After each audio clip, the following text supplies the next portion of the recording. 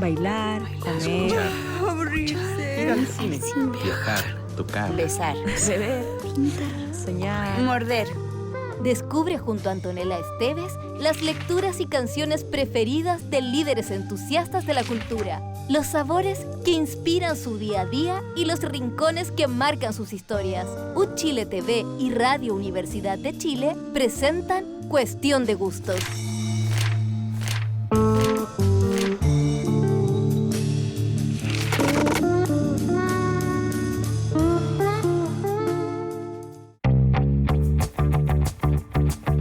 Ciencista política, investigadora, fue ministra de Justicia y recientemente nombrada directora regional de IDEA Internacional, un observatorio del estado de la democracia para Latinoamérica y el Caribe. Nuestra invitada de hoy a Cuestión de Gustos es Marcela Ríos.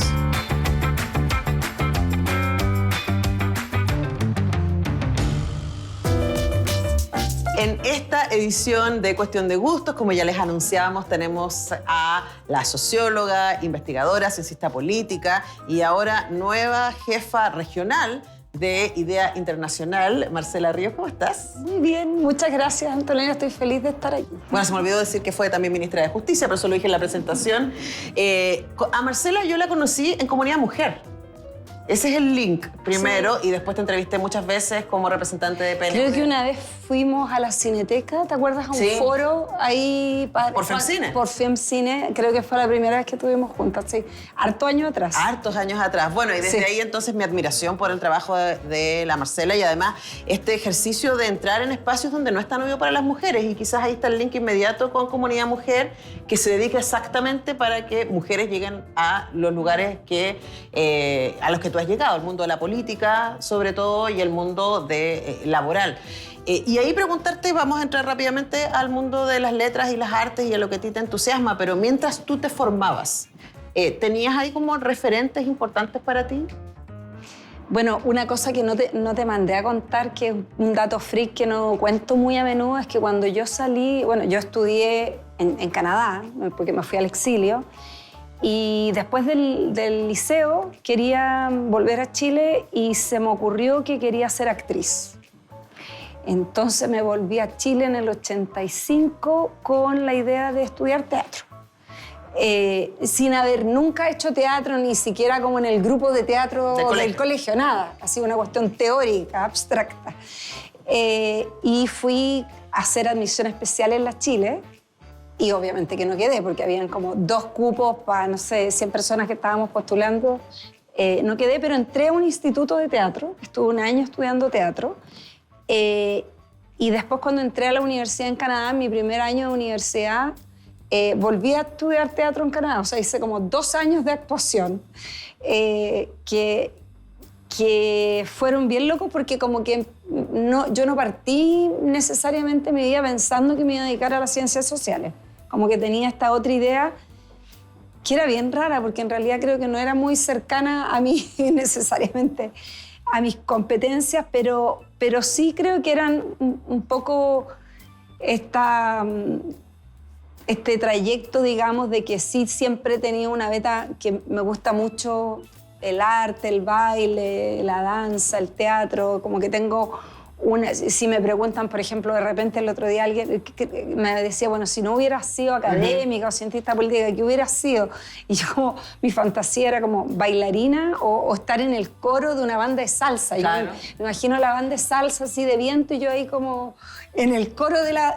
Entonces, pero bueno, tempranamente yo me hice feminista en la universidad y todos mis estudios y todo mi trabajo antes de entrar al mundo laboral, como mi trabajo más de investigación propio, ha sido siempre sobre los bloqueos de las mujeres para estar en el espacio público, entender cómo funciona el feminismo, cómo son los movimientos de mujeres. O sea, eso fue siempre lo que me apasionó y me sigue apasionando, a pesar de que no necesariamente me dedico a eso como jornada completa en mi trabajo, digamos. Pero eso siempre ha sido lo que me ha motivado políticamente, intelectualmente y también así como de curiosidad intelectual. Ahora, Uno podría pensar que uno de los problemas, y de hecho Comunidad Mujer ha trabajado sobre eso, tiene que ver con los relatos. Con dónde vemos a las mujeres en los relatos, dónde están en los libros, dónde están en las películas, ¿cierto? En el teatro, dónde aparecen, cuál es el rol que ocupan las mujeres y cuándo aparecen. Ok, son madres. ¿Cómo son esas madres, no? ¿Y tú recuerdas haber visto o leído algunos relatos en donde las mujeres te llamaran la atención? ¿Positiva o negativamente? Sí, yo creo que, sobre todo en la universidad, yo creo que yo tengo la sensación de que las mujeres en general muchas veces tenemos este malestar del que hablaba Simone de Beauvoir u otras feministas. Tenemos una sensación de que algo no está bien, o sea, nos molesta a veces, nos irrita, nos molesta la discriminación, esto de que manden a las niñas a poner la mesa y a los niños no, que están jugando a la pelota y a ti te piden que vayas a ayudar en la casa y después eso se va replicando, ¿no? Entonces yo creo que uno tiene como malestares que no logra procesar. Pero en la universidad yo directamente tomé cursos de estudios de género directamente, en ese tiempo se llaman estudios de la mujer, y ahí fue como, así como que se me abrió la cabeza, no solo leyendo a Simone de Beauvoir, leí mucho a las feministas norteamericanas. Betty Friedan, me imagino, por ese lado, con la mística y también empezar a leer, me acuerdo, en clases de literatura latinoamericana, a Sor Juana de la Cruz, por ejemplo, no pensando en feminismo, sino que como de los primeros textos, digamos, escritos. También me acuerdo que Margaret Atwood, que es una escritora canadiense, que yo creo que ahora quizás en su día ella se plantea más feminista, pero ¿recuerdas ese gran libro que se transformó en serie de El cuento de la criada? Lo leí quizás en el liceo, porque como es un texto icónico canadiense, digamos, de la literatura en Canadá, nos hacían leer eso en la escuela y después en la universidad. Y me acuerdo que ese texto me marcó mucho porque era como brutal, ¿no? Esta división. Entonces creo que algunos de esos, y también leer sobre mujeres indígenas, no solo en América Latina, sino que también en África. Había toda una relectura de cómo había esta cosa más colonialista del mundo occidental de pensar que el patriarcado era como de los países pobres, así como que del sur global. Y cuando tú leías como un poco más en profundidad las trayectorias o las culturas que habían en otras partes, te dabas cuenta que eso no era tan así, digamos, que había muchas otras culturas donde las mujeres tenían roles más fuertes, donde había matriarcados en un sentido social, a veces también en un sentido político. Entonces, creo que esa como mirada bien diversa que tuve de formación, en Canadá, en Estados Unidos, uno entra a bachilleratos, o sea, tú no entras a carreras, ¿no? Claro. Entonces, eso te permite que yo tomé cursos de literatura, de historia, de teatro, de antropología, de ciencia política, de sociología, harto de literatura, porque mi pregrado es en sociología y estudios latinoamericanos. Entonces, claro, de repente aquí siempre me dicen soy socióloga, pero en realidad, como en un sentido como socióloga, como son los sociólogos formados en Chile o en América Latina, muy distantemente, ¿no? Porque tengo esta formación mucho más heterodoxa, muy mezclada con las humanidades, y que me sirvió, yo creo, mucho también para entender más de América Latina, que seguramente que se hubiera estudiado algo más tradicional, ¿no? Bueno, pero ahí nos das también un pie para el sentido un poco de este programa, ¿no? O sea, esta cuestión de gustos tiene que ver con acercarnos a gente que admiramos y que ha sido reconocida en distintas áreas, pero que no necesariamente está en el mundo de la creación. Luego, es el mundo de la creación, es de alguna manera el que nos constituye, ¿no? Nuestros imaginarios vienen de ahí, lo que nosotros pensamos respecto a cómo habitamos el mundo, cómo nos vestimos, cómo hablamos, cómo nos enamoramos, cómo hacemos familia, todo viene de esos relatos, ¿no? Entonces, hablemos un poco respecto a los relatos que tú sientes que te han marcado. Trajiste aquí a García Márquez, además, no cualquier libro trajiste. No, traje 100 años de soledad. Bueno, yo estudié literatura en la universidad fundamentalmente porque como me fui muy chica de Chile, sentía que tenía un vacío muy grande de conocer la literatura latinoamericana, que yo como no estudié ni en el liceo acá, yo sentía un vacío muy grande. Entonces tomé 2 o 3 años seguidos de literatura y bueno, y ahí descubrí a García Márquez, y el primer libro que leí de García Márquez fue Crónica de una muerte anunciada. Y de ahí empecé a leer uno tras otro todo. ¿Pero leíste en inglés? No, en español. Ah. No, el curso era en español. No, lo leí en español y empecé a leer uno tras otro todos los libros de García Márquez. Yo diría que Amor en los tiempos del cólera quizás es uno de mis favoritos. Y después yo me fui a vivir a México. Y ahí, García Márquez, estoy hablando del principio de los 90, García Márquez vivía en México y un amigo académico me dice, ayer almorcé, estuve en un almuerzo con García Márquez y Carlos Fuentes. Y yo así como infarto. No puedo creer, le digo, que conoces a García. Sí, me dice. Yo le digo, me encantaría tener un libro de él, conocerlo. Entonces, después lo vuelvo a ver un par de semanas y me dice, le dije a García Márquez que una amiga quería un libro y me dijo que llamaras a este número y que fueras a buscarlo. Entonces, yo llamé, me dieron una dirección, partí en el barrio San Ángel de México, que es un barrio colonial, a una casa preciosa, pero son de fachadas continuas. Uno ve solo los muros y la puerta, digamos. Sale una señora que obviamente parecía trabajar ahí y me dice, ya, espera un momentito, vuelvo en sí. Me deja parada en la vereda, yo esperando que iban a aparecer con un libro. Yo había llevado un libro mío, pero me dice, no, espérese un poco. Se va y cuando vuelve me dice, el señor está en la casa y la va a recibir. Y yo me quedé así como, se me hacen cruzar la casa, el living, el comedor, y yo además iba así como tratando de observar todo. O sea, que tú dices, qué pena que no teníamos los celulares en ese momento para andar sacando fotos. Y en el jardín, atrás de la casa, García Márquez tenía su oficina.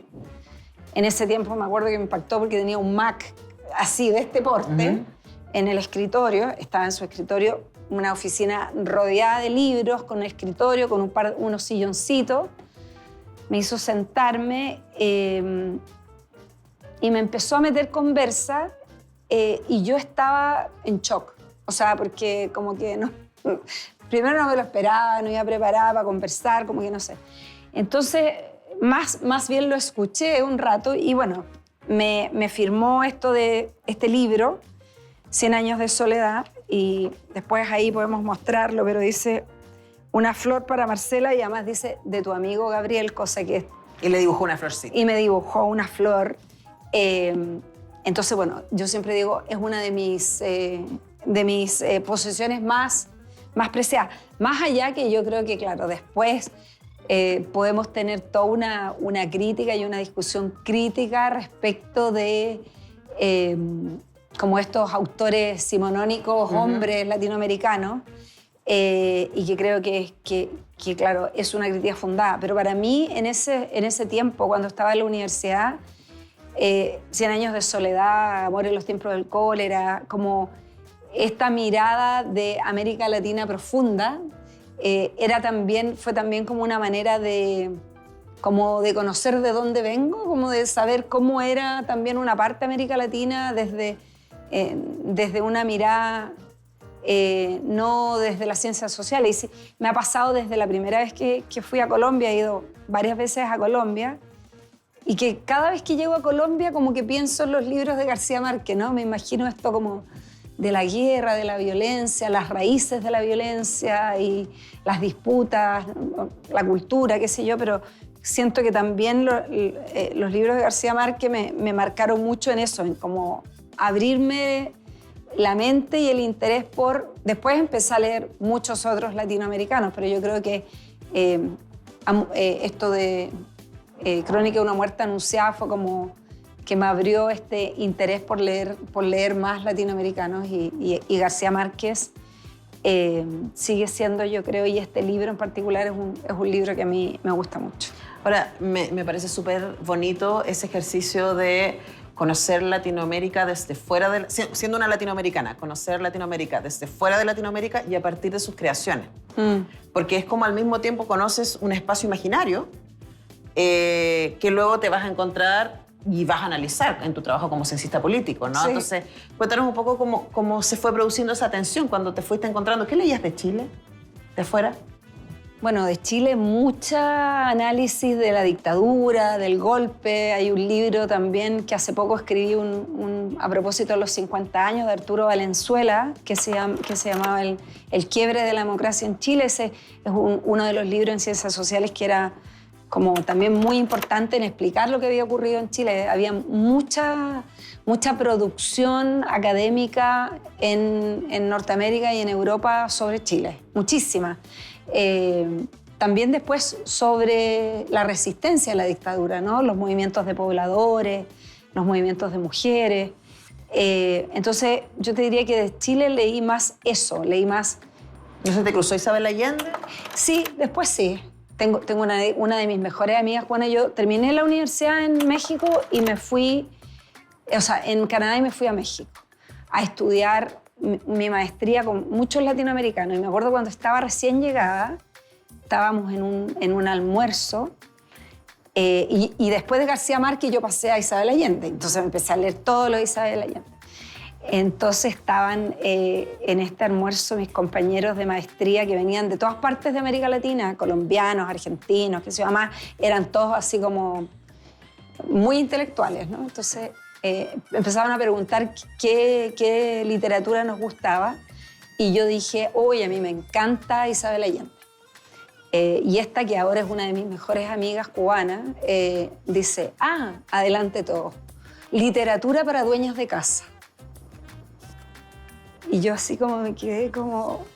Porque claro, yo no era un intelectual. O sea, en el sentido, primero era chica, yo soy primera generación que va a la universidad. En mi casa tampoco había tanta literatura.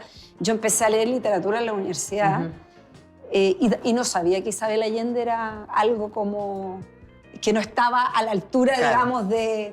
y siempre le saco en cara ese comentario, porque además fue como para ridiculizarme delante, claro, de todo, ¿no? O sea, como durísima. Y claro, me pasó que entonces después dije, pucha, capaz que no tengo que leer a Isabel Allende. Entonces tengo que cambiar de giro. Me sigue gustando Isabel Allende, yo creo que no me gusta, quizás no la leo tanto como la leía antes, pero en esos tiempos la leí mucho. La leí mucho y también me gustaba. Yo voy a su defensa igual, ¿eh? Sí. Creo además que tenemos una cosa como academizante de la literatura hay una sospecha sobre aquello que es popular. Sí. Y luego me pasa que me pregunto, es como, bueno, ¿por qué es popular? Sí. ¿Y por qué se mantiene? O sea, Isabel Allende sigue siendo una de las escritoras más vendidas en todo el mundo. En el mundo. Entonces habría que decir, ¿en serio? Es como, sí, hay que desestimarla tan rápidamente. ¿Qué hay ahí? ¿No? Y luego a uno le pueden gustar más o menos ciertos libros, pero y yo creo que también hay un tema de género, ¿eh? Porque quizás también pasa con que la crítica literaria respecto de las autoras mujeres es brutal también. O sea, como que esto de ningunear la literatura, o esto de que qué es literatura para mujeres, como que fuera una literatura de...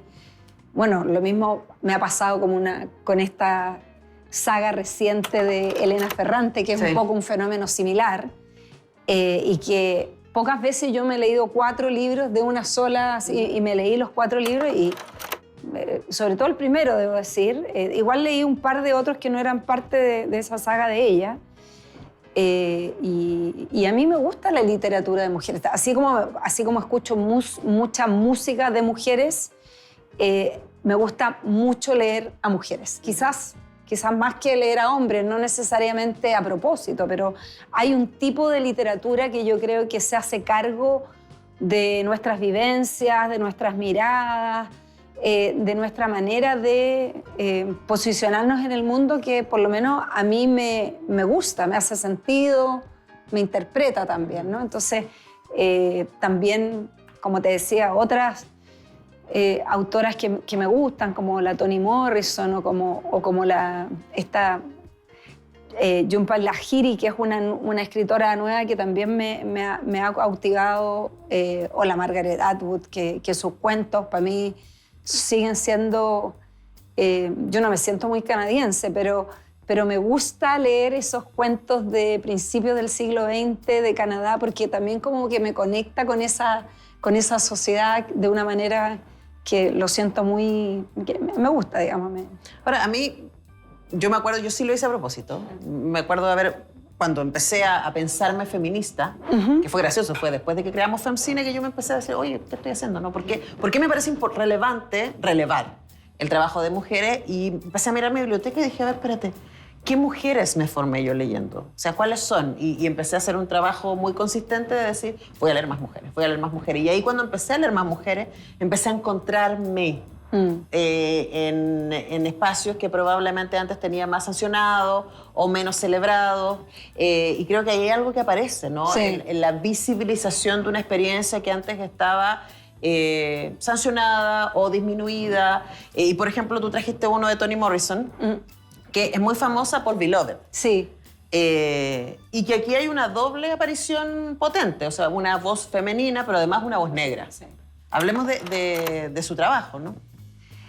Bueno, yo creo que ella es una de las autoras como que esenciales que hay que leer, porque creo que la discusión sobre el racismo, el colonialismo, cómo viven personas, digamos, que no son blancas en sociedades donde ha predominado, digamos, los europeos. Una cosa es como la teoría abstracta, de repente a veces unas películas te lo transmiten, pero la forma en que escribe Toni Morrison, este libro, por ejemplo, es brutal. Es brutal porque es de una niña que les sale a los papás, que son afroamericanos, pero la niña sale mucho más oscura que los padres. Entonces, cómo el ser oscura, incluso dentro de la comunidad afroamericana, es como algo que te marca para siempre, ¿no? O sea, desde la relación con el padre, con los abuelos, la discriminación para conseguir trabajo, para estudiar, pero está hecho de una manera como de creación, digamos, de que te absorbe, es de esos libros que uno anda después todo el rato, como que te quedas dormida y te duermes pensando el libro y te despiertas pensando en lo que te pasa. Y Toni Morrison, bueno, Beloved es algo así, ¿no? Esa es como también, es brutal. Es brutal.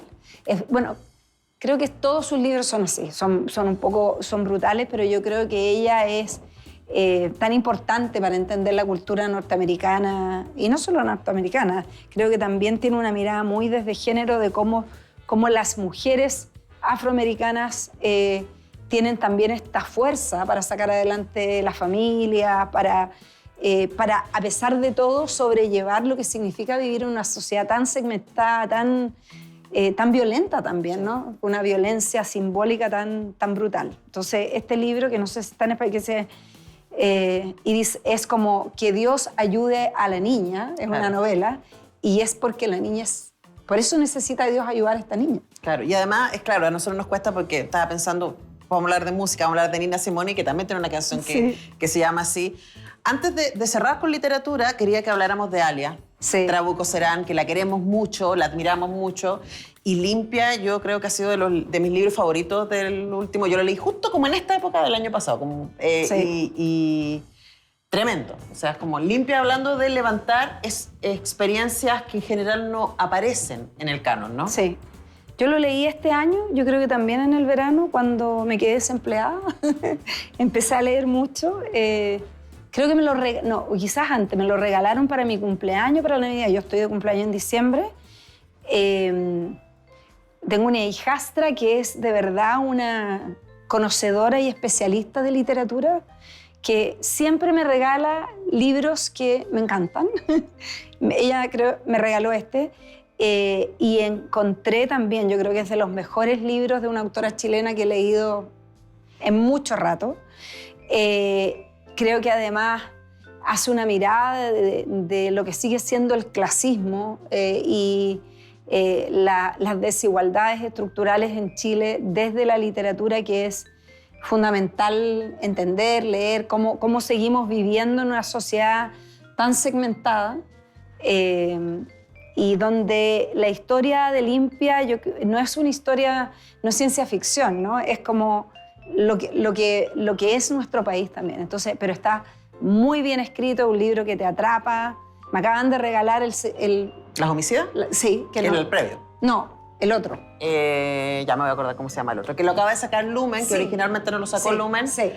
Que es más pequeño, pero Sí. no me acuerdo. Me lo acaban de leer, todavía no lo leo, tengo muchas ganas de leer, pero se lo he recomendado a todo el mundo, este libro. Me parece que es de verdad una de esas cosas que hay que leer. Quizás junto con el poeta chileno, que quizás es otra... De Zambra. Claro, de Zambra, que también yo creo que como de la literatura chilena reciente, de las cosas que vale tanto la pena leer. Yo creo que también van a ser súper embajadores los dos de la literatura que se está produciendo en Chile. Sí, sin duda, sin duda. También yo soy muy fan de la Dalia y además me parece que la manera en que está armado este libro, porque está contado en una primera voz, es un testimonial de, suponemos ella, hablándole a quienes la están enjuiciando, a esta trabajadora doméstica, por la muerte de la niña que estaba bajo su cuidado, y a medida en su relato nosotros vamos entendiendo desde dónde. Además es una mujer de origen mapuche que viene del sur,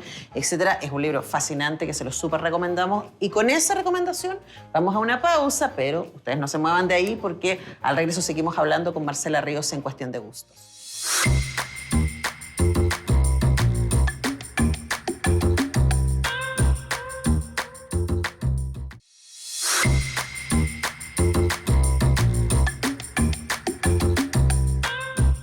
Continuamos haciendo Cuestión de Gustos con Marcela Ríos, destacada, cientista político, investigadora, política también. No vamos a hablar de política hoy día, pero sí vamos. Pero tengo que decir que a mí me encanta que estés en Idea Internacional, que es una organización que se dedica a... Es un espacio de observatorio de la democracia, si lo queremos explicar en fácil, ¿no? Qué material sobre eso en estos tiempos. No, eso va a ser un lindo desafío. Empiezo el 1 de enero. Para toda América Latina y el Caribe, en un momento, Antonella, como decíamos antes, que en realidad la democracia está amenazada en muchas partes, hemos tenido retroceso. Hay también un decaimiento del apego de los ciudadanos con la democracia. Entonces, creo que es un momento súper desafiante y donde tenemos que, creo, ser súper como creativos, incisivas en pensar, bueno, ¿qué hacemos para revitalizar las democracias y la relación de las personas con la democracia? ¿Y tú crees que ahí la cultura tiene un espacio? Yo creo que sí, yo creo que hay una parte de... Creo que la cultura hoy día tiene que tener un rol muy activo en contrarrestar el rol de las redes sociales y la inteligencia artificial, en el sentido de que creo que para grandes sectores de la población tú te podés pasar horas viendo Reels, ¿no? Uh-huh. En Instagram, en TikTok, en otras cosas así, como que cosas muy cortas que muchas de ellas pueden ser muy útiles o muy bonitas o profundas, pero como que pasáis de una cosa a otra, una cosa a otra, una cosa a otra, y hay mucho ahí en ese mundo que yo creo que no es tan bueno, no es tan luminoso. Hay mucha circulación de mentiras, de banalización, que creo que es muy riesgoso para la política, y para la política y la democracia, para la convivencia en común. Entonces, creo que la cultura, la creación, utilizando esas herramientas, yo creo que tampoco, y lo decíamos, ¿no? Esta cosa como elitista con la literatura, ya tampoco es una cuestión como elitista de que si no lees un libro de 500 páginas eres una persona... O un ensayo. Claro, un ensayo profundo, si no te leíste el artículo largo del New Yorker y solo estás viendo videos en YouTube. O sea, yo creo que ese no es el punto. Yo creo también cómo desde la cultura, desde la creación,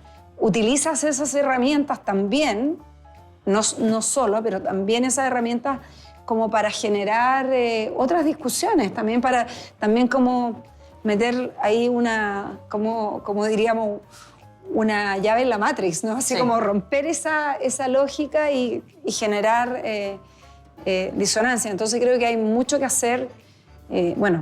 Y vamos el cine en general, yo creo que es un espacio donde nos saca de los sentidos comunes, y muchas veces yo creo, ¿por qué se usa tanto, por ejemplo, se sigue usando tanto el cine para enseñar, ¿no? Uh-huh. En la escuela, en la universidad, porque muchas veces tú puedes dar para leer varios ensayos o un libro o dar una clase, pero que nunca va a ser lo mismo que ver una película. No sé, pensando en Limpia, por ejemplo, Roma, ¿no? La película mexicana, que si quieres expresar un poco el clasismo, cómo está el clasismo con el racismo en América Latina, seguramente puedes leer muchas cifras o muchos ensayos, pero nunca vas a entenderlo igual que como si ves esa película o lees ese libro. Bueno, o como antes citábamos a Margaret Atwood con la película que existe y luego la serie del cuento de la criada, como que uno quiere explicar, mira, esto le puede ser el fascismo en la vida de las personas. Tac. Sí. Ve la serie, ve la primera temporada, que básicamente es el libro, y toma nota, ¿no? Estaba pensando mientras te escuchaba, y no sé si lo leíste, si no te lo súper recomiendo, Marcela, Freeland, de Julio Rojas. No. Que es una novela que está pensada especialmente para público juvenil y que habla de un fascismo, neofascismo en Estados Unidos, que ya no se llama Estados Unidos, se llama Freeland, pero que limita, es como el Midwest estadounidense. Entonces está cercado a un lado por California, a otro lado por Nueva York y arriba por Canadá, pero, y que es como Trumplandia, de alguna manera. Y borran la historia y no tienen redes sociales y esto, y se basa como el relato puede transformar una sociedad y puede limitar la posibilidad. Entonces, por ejemplo, son terraplanistas. Y el protagonista, el conflicto comienza cuando el protagonista, que es un adolescente para un trabajo de ciencia del colegio, demuestra que hay sombra. Y que por lo tanto, y que la sombra se mueve y que por lo tanto no puede ser plano, ¿no? Y ahí empezó una crisis. Entonces, claro, pensaba yo cuando leía ese libro, muchos adolescentes deberían leer este libro para poder entender cómo el límite del discurso, como dice Chimamanda Ngozi, que el problema es cuando hay solo un discurso, y no tenemos diversidades, no que aparezcan.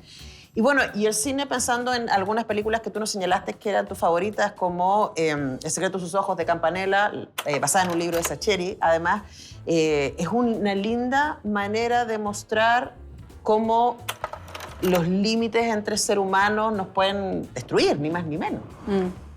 ¿Por qué te gusta tanto esa película? Bueno, primero porque debo reconocer así el placer culpable, que cualquier película con Darín ya la veo, me encanta. No estás sola en eso. Me encanta. Sí, ya, la mitad de Latinoamérica está contigo. Sí, cualquier película, ya. Primero fan de Darín, entonces primero por eso. Yo creo que dos cosas. Uno, también porque te muestra los horrores o la vivencia de la dictadura desde un sentido súper poco como la política súper poco militante. Diría. Claro, militante, no es un panfleto, es como otra mirada a la sociedad argentina en dictadura, como dices tú también, al machismo, al horror, a la violencia, ¿no? A la impunidad, ¿no? Porque en última instancia lo que muestra es la incapacidad del Estado de hacer justicia, ¿no? Entonces al final, cómo es tan terrible para una persona que no haya justicia. Pero por el otro también esta historia de amor que está metida entre medio, ¿no? Este enamoramiento que no logra, que está cruzado por clases, por como no atreverse, por circunstancias. Creo que como que es una película que es completa en todos los sentidos, como que te hace pensar y como que cada vez que uno la ve te quedas como con otra cosa y es de esas películas que uno puede ver así como yo, por lo menos, que si voy en un avión y vuelvo a verla y te vuelve como a impactar, ¿no? Es una película que yo diría que sí, ciertamente. El cine argentino en general a mí me gusta mucho. O sea, tengo así como...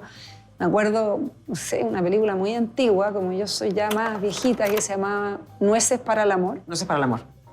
Que esa película, me acuerdo cuando la vi, como que me fue así como que me dejó... tenía el VHS después, me acuerdo que la veía en VHS por mucho tiempo. Hace mucho que no la vuelvo a ver porque no sé dónde la tengo que buscar para volver a verla, hace rato que no la veo.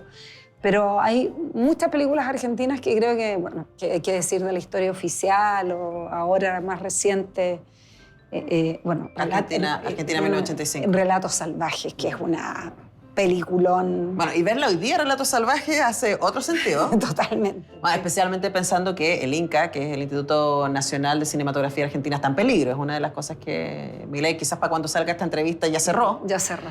Y bueno, pensando desde ahí también, que me parece súper relevante preguntártelo a ti, Marcela, el rol que tiene el relato nacional para la construcción, no solamente de una identidad, sino de una imagen hacia afuera, porque tú trabajas con organismos internacionales y hablábamos de que en tu formación, para ti Latinoamérica vino desde la literatura, ¿no?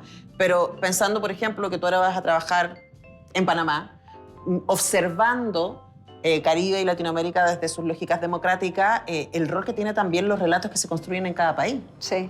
Para generar puentes, para pensarse, etcétera. Bueno, tú obviamente eres la especialista en cine, pero yo creo que una de las cosas que ha ido pasando es que hace 2 décadas atrás como que había una producción cinematográfica de América Latina que nos mostraba como mucho más unidimensionales, ¿no? Bueno, mucho cine de los horrores de las dictaduras, de las violaciones de los derechos humanos, mucho de eso. Y yo creo que costaba en el cine ver otra visión de América Latina. O esta cosa como más pintoresca, folclórica, no sé, desde Cantinflas a, qué sé yo, el cine brasileño más antiguo. Y creo que una de las cosas bonitas que ha ido pasando es que ahora tenemos de todo tipo de cine, ¿no? O sea, como mostrando la diversidad, las culturas, las complejidades que tienen nuestras sociedades. Yo creo que también, por ejemplo, en el cine chileno, si pensamos, qué importante ha sido también salir de la clave solo, que yo entiendo que a mucha gente antes no le gustaba ir a ver cine chileno porque sentía que todo el cine chileno era solo militante, solo el cine de mostrar la tristeza o la memoria de los traumas colectivos que hemos tenido como sociedad. Y creo que eso ha ido cambiando, incluso en el cine respecto de temas de la dictadura, como 1975, que a pesar de que es una película sobre la dictadura, pero es desde una mirada totalmente distinta, ¿no? Y que te muestra un país y a unas personas, yo creo, en otra dimensión. Entonces creo que eso es súper importante y está hace mucho rato el cine latinoamericano en las primeras ligas, ¿no? Sí, no, y de hecho con mucho éxito. Además es interesante también cómo los discursos se instalan. Nosotros en Cine Chile hicimos una investigación hace unos años que la actualizamos constantemente para demostrar que menos del 14% de las películas hechas en Chile desde el 90 hasta ahora han hablado de la dictadura. Ah. Pero lo interesante es que se instala. Que tenemos esta visión, claro. Esta visión, y yo tengo toda una teoría de por qué se ha instalado esa visión, y la puedo compartir en resumen, y tiene que ver con que el cine fue muy militante durante la UP, muy. Sí, claro. Y que luego en los 90, cuando se hacían 12 películas, claro, que 2 o 3 de ellas eran las más conocidas. Y eran las más conocidas, e incluso algunas de ellas que no hablaban directamente de la dictadura, como La Frontera o La Luna en el Espejo, que, o sea, para nada, pero sí habla del poder, etcétera, de la manipulación, entonces como se leen como sí, ¿no? Y también porque yo creo que en un país en donde los medios de comunicación están tan tomados por cierto tipo de ideología, claro, hay un temor, entonces hay una manera de bajarlo, pero luego uno ve una película como, no sé, las de Claudia Huiquinilla, porque tú soy muy fan, Mala Junta o Mis hermanos sueñan despiertos, y uno dice, aquí hay, por supuesto son películas políticas, pero no son películas militantes, están hablando de nuestros dolores como sociedad, de la inequidad, de nuestros problemas para vincularnos o para hacer sociedad. Entonces ahí hay una tarea interesante. Ahora, me encanta que tu otra película favorita que nombraste es Pixar, y es esta que tenemos acá, que se llama Buscando a Nemo. ¿Por qué te gusta tanto Buscando a Nemo, Marcela Ríos? Bueno, si mis hijos ven esta entrevista se van a morir de la risa y van a decir, ay, mamá. Bueno, yo creo que habrá sido una de las películas que fui a ver cuando mis hijos estaban muy chicos. Y me encantó la historia, me encantó el personaje de Dory, con la cual me sentía como identificada. Es una película que está muy bien hecha, pero que además uno puede ver desde el abuelito hasta el niño, todos como disfrutamos viéndola desde distintas perspectivas. Es una película, creo, que además no envejece, como que, porque hay cosas que envejecen mal, tú las vuelves a ver y de repente como que no tienen la misma gracia. En cambio, esta... Yo creo que Pixar en general no envejece. Pixar son unas películas que están hechas al mismo tiempo para los adultos y los niños. Yo creo que ese es como el gran acierto, porque los papás podíamos disfrutar, yo ya, mis hijos están grandes, pero podemos disfrutar al mismo tiempo y estamos viendo lo mismo, pero quizás porque tienen crítica social, porque tienen mucho humor, porque tienen ironía. O sea, creo que esta es una película imperdible, de las mejores, también Toy Story y otras, pero para mí esta a mí es la que más me gusta. Además, porque pensando que esto es de un papá que está buscando a su hijo, entonces, Sí. claro, cuando quienes no tenemos hijos, Sí. podemos empatizar quizás con la emoción, pero imagino que para un Sí. padre, una madre, buscando haremos otra cosa. Totalmente. ¿Llamamos tanto a Dory? Totalmente, es como un personaje femenino. Bueno, además es divertido que la voz de Dory sea esta comediante gringa. Ellen DeGeneres. Sí, esta comediante que es...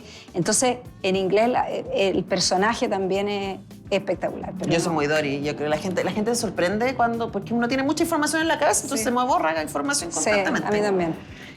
Pero es fantástica, sí. Me encanta que exista Pixar y me encanta también esta cosa como que le subió al nivel. Sí. Y tuve que, ahí a DreamWorks y a las otras empresas de animación tuvieron que pensar que los niños no van solo al cine. Y usted tiene que contarle historias también que yo no tengo excusa, yo voy sola en películas de animación. Claro, más recientemente está Coco, por ejemplo, que todo es espectacular. La O película. Soul, a mí Soul la vi en pandemia Sí. y fue, oh, qué bueno, qué bien Sí. que me hizo esa película. Sí, también yo la vi en pandemia, me encantó, buenísima. Oye, antes de que vayamos cerrando, y bueno, la gente no lo ve, o la gente que nos está escuchando en la radio no lo ve, la gente que nos está viendo en Uchile TV probablemente está salivando con nosotros porque tenemos ayuya con mantequilla y palta. Qué mejor. ¿Qué vas a hacer sin esto? Porque en Panamá va a haber aguacate. me Sí, imagino. no. Yo creo que de las cosas que los chilenos más extrañamos cuando no estamos en Chile es comer pan con palta. Pregúntale a Pedro Pascal. Claro, exacto. Desayunar, que además a las personas en otras partes les parece raro que desayunemos pan con palta. Además la palta sin nada, ¿no? Porque en otras partes la palta es como o guacamole o no sé, Claro. le echan mil cuestiones. Nosotros como la paltita, un poquito de sal, quizá algunos con aceite, distintas escuelas de pensamiento con aceite o sin aceite. Mira, no me voy a ir del todo, voy a estar yendo y viniendo. Afortunadamente para mí, IDEA tiene también oficina en Chile, hay un trabajo acá, tiene un largo recorrido de haber apoyado distintas cosas en Chile, entonces voy a ser muy afortunada de poder estar viniendo y yo soy, quizás porque he vivido tanto tiempo afuera y porque soy hija del exilio, algo que está como medio pasado de moda, pero para quienes vivimos el exilio es algo como muy constitutivo de quienes somos. A mí me importa mucho estar acá, o sea, no solo por el pan con palta, o sea... O por tus hijos. O por mis hijos. No, mis hijos no están acá. Ah, no sé. Mis hijos emprendieron rumbo. No, por todo, digamos. A mí me importa este país, me gusta este país, me gusta Santiago. La gente critica permanentemente Santiago. A mí me gusta Santiago. A mí me gusta Santiago. ¿Y qué te gusta de Santiago? Pucha, me gusta. Santiago es súper verde. La gente no se da cuenta, pero bueno, yo igual vivo en una zona, pero hay unas partes de la ciudad muy verde, mucho árbol. Cuando llueve es hermoso. Es cuando llueve, es hermoso. Hoy día está lleno de cafés. Antes como que te puedes ir a sentar a un café con internet, hay muchas librerías, está lleno de ferias. Yo soy como pegadita con las ferias artesanales, podría vivir la vida yendo a ferias, una feria artesanal tras otra. Creo que tenemos buenos restaurantes, hay harto museo bonito, o sea, hay mucho que hacer de vida de ciudad en esta ciudad. Sí creo que la pandemia anduvo matando la vida nocturna santiaguina, que tanto nos había costado recuperar y ahora me impacta, no solo la pandemia, también las preocupaciones de la seguridad, como que me impacta de repente que son las 10, las 11 de la noche, un viernes, un sábado, y de repente está medio vacío, como que antes uno iba saliendo a las 11 de la noche el viernes o el sábado, y creo que eso ha sido... Pero es una ciudad que en general creo que los chilenos somos muy críticos de todo lo que es nuestro, ¿no? Entonces creo que a veces cuando uno estás en otra parte y te puedes mirarlo, no sé, ¿viste este atleta canadiense que se hizo muy famoso y viral en red, antes Transantiago, y que los atletas que vinieron para los Panamericanos decían, oye, las micro, qué sé.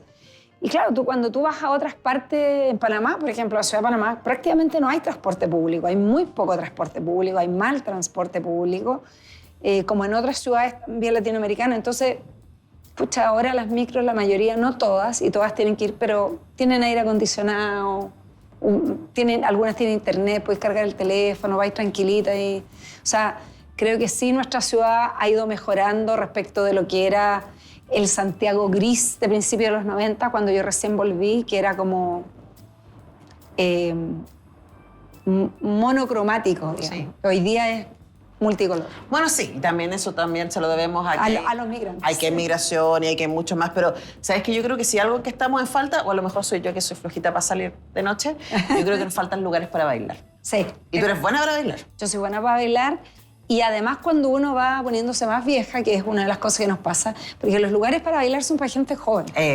Entonces tú Y vas si a tú bailar... no bailas reggaetón, estás frita. Claro, y vas a bailar en un lugar y soy como la abuelita del lugar, ¿me entendés? Entonces creo que sí, eso... Hay un punto medio, puede estar en lugares como que vimos en Gloria. Claro, la película, exacto. Y como que ya. hay muchos, o sea, hay bastantes. Y luego para adolescentes. Pero Exacto. luego Bueno, 30s, 40s. sí. Bueno, la Blondie voy yo, o el Clan, Claro. como los lugares. Nosotros vamos a la Maestra Vida. A la Maestra Vida es donde más voy, porque claro, porque me gusta bailar salsa y eso. Pero también, igual hemos tratado de ir a otros lugares y algunos hemos, como de repente, pero... Hacemos un llamado Claro, es que aquí hay un nicho de negocio. Hay un nicho de negocio. Claro, adultos no todavía de la tercera edad. Claro, que no queremos bailar la nueva ola. Necesitamos lugares para bailar. Pero queremos bailar Fania. Exacto. Por favor. Música ochentera, rock, así como salsa, merengue, todo. Yo creo como una buena fiesta de Año Nuevo. Pero todos los sábados. Pero todos los sábados. Oye, y para terminar, hablemos de música. Sé que te gusta harto la Mon Laferte. Sí. Si dijiste, escuchas harto Spotify, si voy a tus listas, ¿qué voy a encontrar? Según ¿Tu año en Spotify? mi año en Spotify, cambió un poco respecto al año pasado, pero tengo en primer lugar a Nina Simeone, en segundo lugar a la Mon Laferte, tercer lugar Sass. Mira, puras mujeres, me encanta. Fueron mujeres. Y después Silvio Rodríguez, que no me había dado cuenta que de nuevo estaba entre los top 5, pero Silvio Rodríguez y C. Tangana. Mira, ya, quiero detengamos a Zetangana, por favor. Esos son mis 5 artistas más escuchados del año. Ahora, ninguno de los 4 primeros me sorprende, pero Zetangana puede ser sorpresivo porque por lo menos yo lo descubrí con los trabajos de mis alumnos. Sí. Mis alumnos de radio tenían que hacer como un comentario de un disco que yo les haya llamado la atención y el 22 Zetangana apareció varias veces en sus comentarios y yo escuchando los comentarios y bueno, y tiene una canción con Drexler, ese disco. Y luego en un disco de Drexler hay una canción con Zetangana y fue como, mira el madrileño, ¿qué hay ahí con Zetangana? Mi hijo tiene 22 ahora y en el 2022, casi 23, cumple ahora entre poquito. Y me manda, estaba de viaje y me manda por Instagram, me dice, mamá, me dice, escucha este disco, te va a gustar. Entonces lo descubrió Te él. mandó el madrileño. Claro, porque él lo conocía por trap, porque escuchaba trap, a él le gustaba mucho el trap. Ahora ya superó a Zetangana y yo me quedé pegada, porque a mí, de verdad, ese disco, pero en general su producción me encanta. De hecho, fue el único concierto que he ido, que fui el año pasado, fui a verlo. Me dijeron que estuvo increíble ese concierto. ¿Sabes qué? Es de los mejores conciertos que yo he visto en mi vida. Como la puesta en escena. Porque el concierto era como una película. Era como cinematográfica la puesta en escena.